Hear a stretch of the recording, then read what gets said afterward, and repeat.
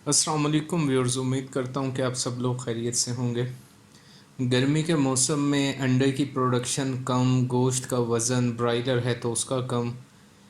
गुज़िश्ता video में भी आपको बताया कि इसमें बहुत बड़ा अमल दखल जो है वो नमी का तनासुब हवा में इंतहाई कम होना है। आज की वीडियो में हम बात करेंगे कि नमी का तनासुब हम अपने शेड में कमर्शियल फार्मिंग में किस तरह से बना सकते हैं, और घरेलू सतह पे अगर फार्मिंग कर रहे हैं तो हम किस तरह से नमी का तनासुब बरकरार रख सकते हैं। तो पहले देख लेते हैं कमर्शियल फार्मिंग को। कमर्शियल फार्मिंग से मुराद जो ज़्यादा तादाद जिन्होंने रखी हुई है, ब्रायलर वाले, गोल्डन मिस्ट्री वाले या RIR ऑस्ट्रोलोप, जो भी ब्रीड रखी हुई हैं, नमी का तनासुब अगर आपके पास बरकरार रखने के लिए ऑटोमेटिक सिस्टम शेड में इंस्टॉल नहीं है। ऑटोमेटिक से मुराद कि उसके साथ सेंसर एफिलिएट नहीं, कि वो ख़ुद ब खुद नमी का तनासुब गिरे और प्रेशर पंप को ऑन करे और मिस्ट के ज़रिए से 50 IU का ड्रॉप साइज़ जो है उसके ज़रिए से शेड की नमी बरकरार रहे, और वेंटिलेशन फ़ैन जो हैं वो हवा का तवाज़न बरकरार रखें। आपके पास अगर ये सिस्टम नहीं तो आप एक दूसरे तरीके से भी नमी का तनासुब बरकरार रख सकते हो। आप अपने शेड में स्प्रे के लिए मशीन इस्तेमाल करते हो, हर कमर्शियल फार्मर जो है उसके पास ये होती है। आप अगर उसमें पानी डालने के बाद मशीन में एक्वा से पानी को साफ़ करने की गोली उसको डाल लें, और डालने के बाद आप अगर करीब 5 फीट, उसका पाइप भी 2 से 2.5 फीट का होता है, तो आप अपने बाजू को सीधा खड़ा करके स्प्रे कर सकते हो। और इस अमल को 1 घंटे के बाद दोहराया जाए। दिन के वक्त ख़ासकर 10 से लेके शाम 5 तक ये अमल दोहराया जाए।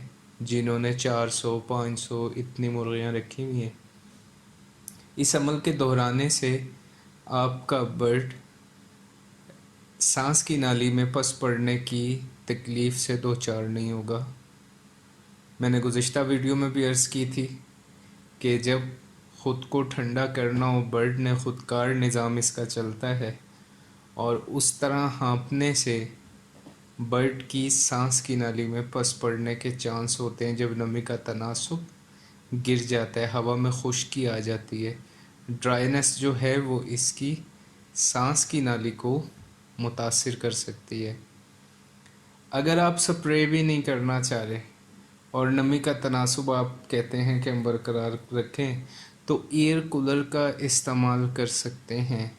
लेकिन एयर कूलर के इस्तेमाल में इस चीज़ का ख़याल करना कि एयर कूलर का जो फ़ैन है वो बड़ा नहीं हो। बड़ा फ़ैन जो है उसका प्रेशर ज़्यादा होता है, और जो ड्रॉपलेट साइज़ है, जिस तरह कमर्शियल फार्मिंग में जो वाटर पैड लगे हुए हैं और सामने वेंटिलेशन फ़ैन, तो जो मसला उसमें बर्ड के पेट में पानी का भर जाना आता है वही एयर कूलर पैदा कर सकता है, क्योंकि ज़्यादा प्रेशर होगा हवा का, तो वो नमी जो लेके आएगा कूलर से बाहर, उसका ड्रॉप साइज़ बड़ा होगा, बिस्तर को गीला करेगी और पेचीदगियाँ शुरू हो जाएंगी। बिस्तर गीला होने से इधर तो नमी का तनासुब बना और उधर बर्ड जो है हमारा लेट गया, उसको और बीमारी शुरू हो गई। तो आपने कूलर के साथ ये अमल करना है कि कूलर में फ़ैन छोटा इंस्टॉल करा लो। DC फ़ैन इंस्टॉल करवा लें। DC फ़ैन से उसका इतना प्रेशर भी नहीं है, हवा की मुनासिब थ्रो है उसकी, और बढ़ के उसका बिजली का ख़र्च नहीं है, और उसमें वाटर पंप भी छोटे साइज़ का लगता है, उसका बिजली का ख़र्च बिल्कुल नहीं है। कि बड़ा कूलर और एक DC कूलर, ये अगर करीब में 6 कूलर हों और बड़ा एक कूलर हो, तो आपका बिजली का बिल फिर भी इन 6 कूलर से कम आएगा, क्योंकि ये छोटी बिल्कुल छोटी मोटर होती है इसकी, वो भी, और वो आप किसी इलेक्ट्रिशियन से भी बेहतर राय ले सकते हैं। लेकिन तजर्बे में ये बात आई है कि DC कूलर बेहतर हैं नमी का तनासुब बरकरार रखने के लिए। اگر 100 فٹ کا ہمارا شیڈ ہے تو کتنے کولر ہمیں چاہیے ہوں گے، آپ کو یہ بھی بتا دیتا ہوں۔ قریب آپ کو 10 فٹ کے فاصلے پہ ایک چھوٹا کولر چاہیے ہوگا، اور وہ تیار بنا بنایا جو ہے چھوٹا کولر آج کل مارکیٹ میں قریب اس کی قیمت 2800 روپے ہے، اور جو بڑے سائز میں ہے وہ کوئی 6 سے 7 ہزار کے درمیان میں ہے۔ آپ کو چھوٹے کولر بھی بہت ہے۔ اب آپ نے کولر لگا دیے اور اس کو چلا دیا، کولر کو چلا دیا۔ احتیاط یہ کرنی ہے کہ کولر سے جو اوپر کا حصہ ہے، آپ کی جالی کا اوپر والا جو حصہ ہے، وہ آپ اپنے پردے سے بند رکھیں گے تو نمی کا تناسب برقرار رہے گا اندر، اور نیچے کولر کی ہوا چلتی رہے گی۔ کولر کے علاوہ کی جو جگہ ہے وہ پردہ آپ کو بند کرنا ہوگا، اور اگر آپ کے پاس بڑا وینٹیلیشن فین ہے آپ وہ چلا سکتے ہو، اگر وہ نہیں ہے تو ایگزاسٹ آپ کے ہوں گے، ایگزاسٹ آن کر دیں۔ اس سے کیا ہوگا کہ بڑی بہترین وینٹیلیشن اندر رہے گی، اور دن کا جو شدید گرمی کا ٹائم ہے برڈ خیر و عافیت سے گزار لے گا۔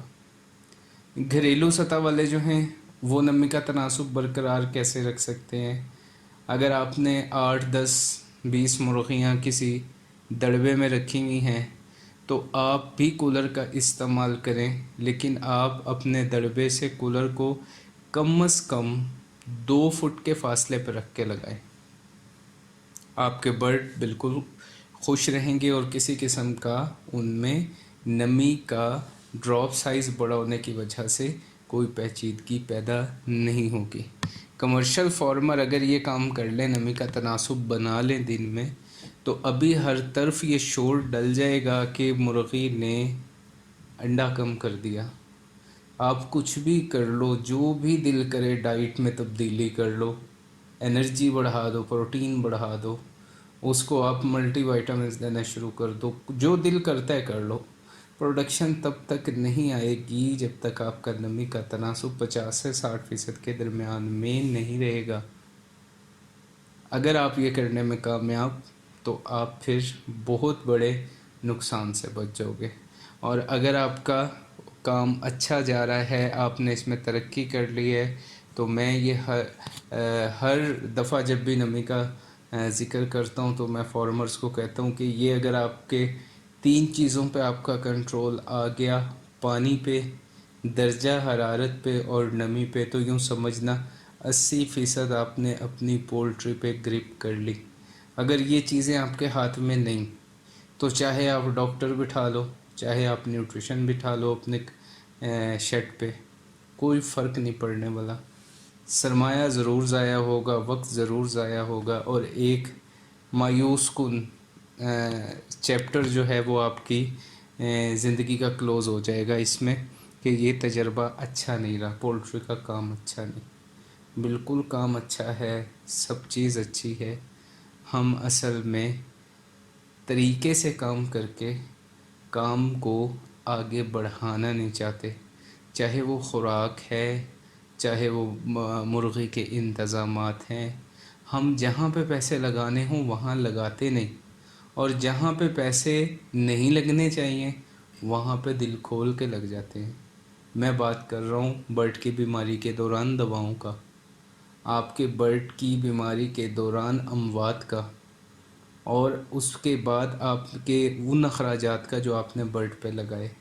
اگر آپ کام کرنے سے پہلے اپنا یہ سسٹم کو کھڑا کر لو، نمی کیسے بنانی ہے، برسات آ جائے تو نمی باہر کیسے نکالنی ہے، تو میرے بھائی آپ پرسکون فارمنگ کریں گے۔